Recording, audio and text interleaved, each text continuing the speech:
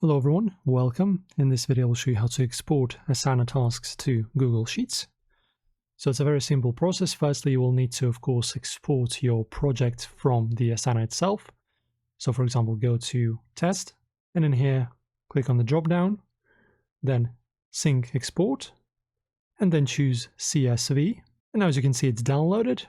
And now you can use this CSV file to export it into your Google Sheets. So go to the blank spreadsheet. Now go to File, Import, then go to Upload, Browse, choose your file, and now in here, importing process is very simple.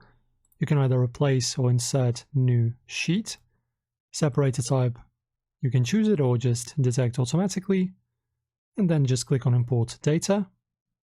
I don't really have a lot in this project from Asana, but as you can see, everything is now exported, and you can use your Asana project in your sheets. Thank you for watching, guys. If this helped, like the video and subscribe, and I will see you in the next one.